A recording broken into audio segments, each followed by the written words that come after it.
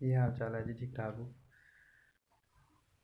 ਅੱਜ ਦੀ ਸਾਰੀ ਗੱਲ ਹੈ ਸਾਡੀ 2015 ਦੇ ਵਿੱਚ ਕਸੂਰ ਦੇ ਵਿੱਚ ਇੱਕ ਕੇਸ ਸਾਹਮਣੇ ਆਇਆ ਸੀ ਕਿ ਇੱਕ 7 ਲੋਕਾਂ ਦਾ ਗਰੋਹ ਸੀ ਜਿਹੜਾ ਬੱਚਿਆਂ ਨੂੰ ਬਲੈਕਮੇਲ ਕਰਦਾ ਸੀ, ਬਦ ਅਖਲਾਕੀ ਅਤੇ ਬਦਫੇਲੀ 'ਤੇ ਮਬਨੀ ਵੀਡੀਓਜ਼ ਬਣਾਉਂਦਾ ਸੀ ਉਹਨਾਂ ਦੀਆਂ, ਅਤੇ ਉਹਨਾਂ ਨੂੰ ਬਾਕਾਇਦਾ ਬਲੈਕਮੇਲ ਕਰਦਾ ਰਹਿੰਦਾ ਸੀ। ਅਤੇ ਇਹ ਗੱਲ 2015 'ਚ ਮੰਜ਼ਰ ਆਮ 'ਤੇ ਆਈ। ਪਤਾ ਨਹੀਂ ਇਸ ਤੋਂ ਪਹਿਲੇ ਉਹ ਕਿੰਨੀ ਦੇਰ ਤੋਂ ਇਹ ਕੰਮ ਕਰ ਰਹੇ ਸੀ, ਅਤੇ ਤਕਰੀਬਨ ਉਸ ਟਾਈਮ ਜਿਹੜੀਆਂ ਵੀਡੀਓ ਸਾਹਮਣੇ ਆਈਆਂ, ਜਿਹੜੀਆਂ ਉਹਨਾਂ ਨੇ ਵਾਇਰਲ ਕਰ ਦਿੱਤੀਆਂ, ਉਹ 300 ਦੇ ਕਰੀਬ ਸੀ।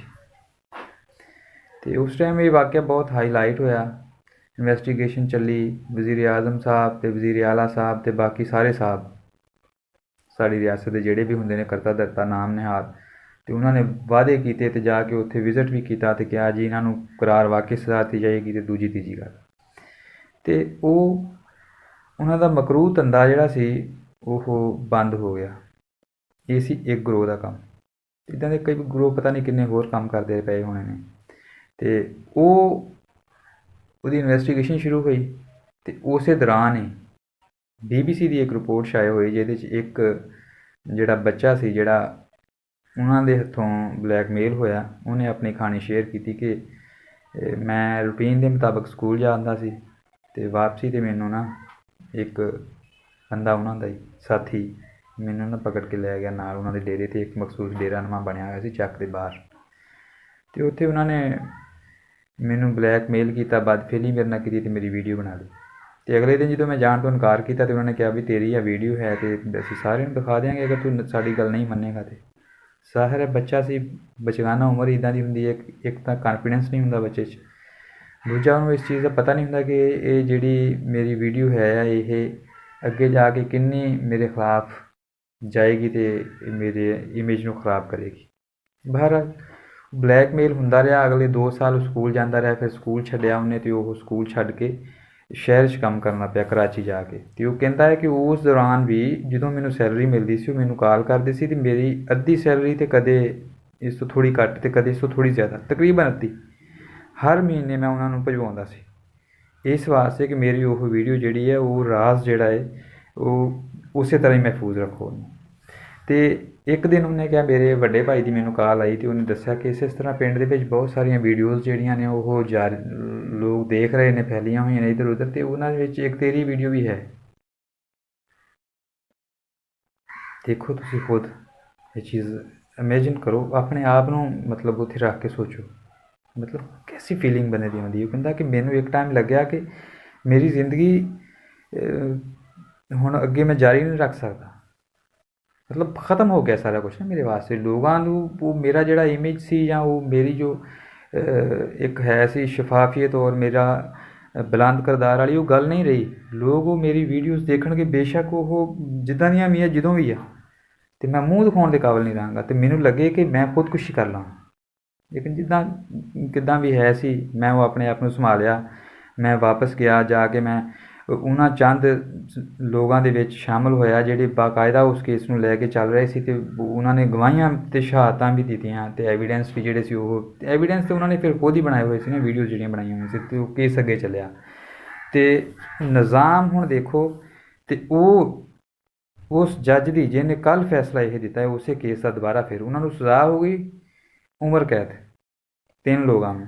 4 ਲੋਕ ਜਿਹੜੇ ਸੀ ਉਹਨਾਂ 'ਚੋਂ ਉਹ ਬਰੀ ਹੋ ਗਏ ਉਦੋਂ ਪਹਿਲੇ ਮਰਹਲੇ 'ਚ ਹੀ। ਉਹ ਵੀ ਜੋ ਫਿਰ ਅਦਾਲਤ ਨੇ ਪਹਿਲੇ ਮਰਹਲੇ 'ਚ ਲੋਕਾਂ ਨਾਲ ਕੀਤਾ, ਉਹਨਾਂ ਦੇ ਚੱਕਰ ਲਵਾਏ, ਉਹਨਾਂ ਦੇ ਨਾਲ ਉਹਨਾਂ ਨੂੰ ਮਤਲਬ ਬਦਸਲੂਕੀ ਕੀਤੀ, ਉਹਨਾਂ ਨੂੰ ਮਜ਼ੀਦ ਜ਼ਿਹਨੀ ਅਜ਼ੀਅਤ ਅਤੇ ਬਾਕੀ ਅਖਲਾਕੀ ਤੌਰ 'ਤੇ ਮੁਆਸ਼ੀ ਤੌਰ 'ਤੇ ਕਮਜ਼ੋਰ ਕਰਨ ਦੀ ਕੋਸ਼ਿਸ਼ ਕੀਤੀ। ਉਹ ਇੱਕ ਅਲੱਗ ਮਾਮਲਾ ਹੈ, ਅਤੇ ਬਹੁਤ ਸਾਰੇ ਲੋਕ ਛੱਡ ਗਏ। ਲੇਕਿਨ ਜਾਂਦੇ ਜਾਂਦੇ ਜਿੰਨੇ ਕੁ ਲੋਕ ਲੱਗੇ ਰਹਿ ਗਏ ਨਾ, ਉਹਨਾਂ ਦੀ ਵਜ੍ਹਾ ਤੋਂ ਜਿਹੜੀ ਸਜ਼ਾ ਹੋਈ ਸੀ ਉਹ ਵੀ ਕੱਲ੍ਹ 15 ਦਸੰਬਰ 2023 ਨੂੰ ਹਾਈ ਕੋਰਟ ਦੇ ਜਿਹੜਾ ਹੈ ਇੱਕ ਜੱਜ ਸਾਹਿਬ ਨੇ ਕਲਅਦਮ ਕਰਾਰ ਦੇ ਦਿੱਤੀ। ਉਹ ਕਿਉਂ ਦੇ ਦਿੱਤੀ ਹੁਣ ਸੋਚੋ, ਕਿ ਉਹ ਕਹਿੰਦੇ ਕਿ ਜਿਹੜੇ ਐਵੀਡੈਂਸ ਸੀ ਨਾ, ਜਿਹੜੀਆਂ ਵੀਡੀਓਜ਼ ਸੀ ਉਹ ਠੀਕ ਨਹੀਂ ਸੀ, ਮਤਲਬ ਸਬੂਤ ਜਿਹੜੇ ਦਿੱਤੇ ਤੁਸੀਂ ਜਮ੍ਹਾਂ ਕਰਵਾਏ ਆ ਉਹਨਾਂ ਦੇ ਨਾਲ ਮੈਂ ਐਗਰੀ ਨਹੀਂ ਕਰਦਾ। ਦੇਖੋ 300 ਲੋਕ, 300 ਲੋਕ ਦਾ ਮਤਲਬ ਹੈ 300 ਖਾਨਦਾਨ ਜਿਹੜੇ ਉਹਨਾਂ ਦੇ ਨਾਲ ਜੁੜੇ ਹੋਏ ਨੇ ਦਾएं ਬਾएं ਤੋਂ, ਉਹ ਵੀ ਮੁਤਾਸਰ ਹੋਏ ਨੇ। 300 ਲੋਕ ਮੁਤਾਸਰ ਹੋਏ ਨੇ। ਵੀਡੀਓਜ਼ ਜਿਹੜੇ ਲੋਕ ਜ਼ਿਆਦਤੀ ਕਰਦੇ ਪਏ ਆ, ਜਿਹੜੇ ਲੋਕ ਮੁਜਰਮ ਆ, ਉਹਨਾਂ ਨੇ ਖੁਦ ਬਣਾਈਆਂ ਹੋਈਆਂ ਨੇ। ਅਤੇ ਉਸ ਬੰਦੇ ਨੂੰ ਦੇਖੋ, ਉਹਦੇ ਵਿੱਚ ਕੋਈ ਸੱਚਾਈ ਨਜ਼ਰ ਨਹੀਂ ਆ ਰਹੀ, ਉਹ ਉਹਨਾਂ ਨੂੰ ਕਾਫੀ ਨਹੀਂ ਸਮਝ ਰਿਹਾ। ਮੇਰਾ ਖਿਆਲ ਹੈ ਕਿ ਸ਼ਾਇਦ ਉਹ ਇਹ ਚਾਹ ਰਿਹਾ ਹੈ ਕਿ ਉਹਦੇ ਨਾਲ ਅਗਰ ਇਹ ਜ਼ਿਆਦਤੀ ਹੋਈ ਹੁੰਦੀ ਤਾਂ ਫਿਰ ਉਹਨੇ ਸਮਝਣਾ ਸੀ ਉਹਨਾਂ ਨੂੰ ਕਿ ਇਹ ਗੁਨਾਹਗਾਰ ਆ, ਜਾਂ ਸ਼ਾਇਦ ਉਹਦਾ ਕੋਈ ਅਗਲਾ ਪਿਛਲਾ ਕੋਈ ਛੋਟਾ ਵੱਡਾ ਹੁੰਦਾ ਜਿਹਦੇ ਨਾਲ ਉਹਨਾਂ ਨੇ ਜ਼ਿਆਦਤੀ ਕੀਤੀ ਹੁੰਦੀ, ਉਹ ਆ ਕੇ ਕਹਿੰਦਾ ਅਤੇ ਫਿਰ ਉਹ ਮੰਨਦਾ ਕਿ ਵੀ ਹਾਂ ਇਹਨਾਂ ਨੇ ਜ਼ਿਆਦਤੀ ਕੀਤੀ ਸੀ। ਬੇਹਿੱਸੀ ਦੀ ਇੰਤਹਾ ਦੇਖੋ ਅਤੇ ਅਦਾਰਿਆਂ ਦਾ ਕੰਮ ਦੇਖੋ, ਕੈਸੇ ਕੰਮ ਕਰਦੇ ਸਾਡੇ ਅਦਾਰੇ, ਕੈਸੇ ਆਲਾ ਕੁਆਲਿਟੀ ਦੇ ਸਾਡੇ ਅਦਾਰੇ, ਅਤੇ ਕੈਸਾ ਸਾਡਾ ਨਿਜ਼ਾਮ ਆ, ਕੈਸਾ ਸਾਡਾ ਆਇਨ ਆ। ਅਤੇ ਫਿਰ ਅਸੀਂ ਕਹਿੰਦੇ ਹਾਂ ਕੈਸਾ ਸਾਡਾ ਦੀਨ ਆ। ਫਿਰ ਅਸੀਂ ਕਹਿੰਦੇ ਹਾਂ ਮਮਲੂਕਤ ਖੁਦਾਦਾਦ। ਮਤਲਬ ਇਹਦਾ ਕੀ ਸੀ ਜੀ? ਮਮਲੂਕਤ ਹਾਸਿਲ ਕਰਨ ਦਾ ਮਤਲਬ ਇਹਦਾ ਕੀ ਆ? ਲਾ ਇਲਾਹਾ ਇਲੱਲਾ। ਕਮਾਲ ਹੈ ਯਾਰ, ਕਿੱਥੇ ਗੱਲਾਂ, ਕਿੱਥੇ ਤੁਹਾਡਾ ਕਾਨੂੰਨ, ਕਿੱਥੇ ਤੁਹਾਡੀ ਅਖਲਾਕੀਆਤ ਅਤੇ ਕਿੱਥੇ ਤੁਹਾਡੇ ਅਮਾਲ। ਦੇਖੋ, ਇੱਕ ਅਗਰ ਕੋਈ ਬੰਦਾ ਆ ਜਾਂਦਾ ਨਾ ਇਹਨਾਂ ਦੇ ਕਾਨੂੰਨ ਨੂੰ ਮਾੜਾ ਜਿਹਾ ਵੀ ਉਹਨੇ ਹਿਲਾ ਦਿੱਤਾ, ਅੱਗੇ ਪਿੱਛੇ ਕਰ ਦਿੱਤਾ, ਵੀ ਇਲੈਕਸ਼ਨ ਅਗਰ ਇੱਕ ਦਿਨ ਅੱਗੇ ਚਲਾ ਗਿਆ ਨਾ ਅਤੇ ਅੱਗ ਲੱਗ ਜਾਂਦੀ ਪੂਰੀ ਦੁਨੀਆ ਦੇ ਵਿੱਚ।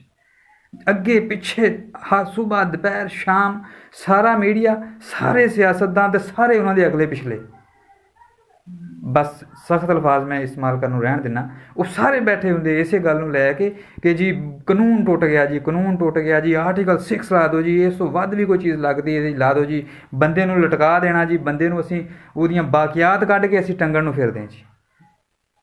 ਅਗਰ ਕੋਈ ਬੰਦਾ ਹਲਕਾ ਜਿਹਾ ਮਤਲਬ ਨਾ ਮੁਨਾਸਬ ਤਰੀਕੇ ਨਾਲ ਆ ਗਿਆ, ਕਾਨੂੰਨ ਵੀ ਉਹ ਜਿਹੜਾ ਸਾਰੇ ਦਾ ਸਾਰਾ ਦੀਨ ਨਾਲ ਮੁਤਸਾਦਮ, ਜਿਹਦੇ 'ਚ ਕੁਝ ਦੀਨ ਵਾਲੀ ਗੱਲ ਹੀ ਕੋਈ ਨਹੀਂ। ਦੀਨ ਕੀ ਕਹਿੰਦਾ?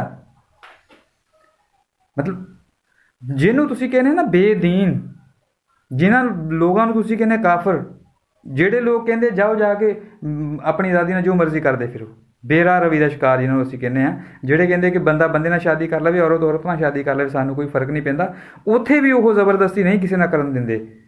ਅਤੇ ਸਾਡੇ ਹਾਲਾਤ ਦੇਖ ਲਓ, 300 ਲੋਕਾਂ ਨੂੰ ਮੁਤਾਸਰ ਕੀਤਾ। ਇੱਕ ਕਾਨੂੰਨ ਤੋੜਿਆ ਉਹਨੇ, ਬੱਚੇ ਦੇ ਨਾਲ ਜ਼ਿਆਦਤੀ ਕੀਤੀ। ਦੂਸਰਾ ਉਹਨੇ ਕਾਨੂੰਨ ਤੋੜਿਆ, ਉਹਨੇ ਬਦਫੇਲੀ ਕੀਤੀ।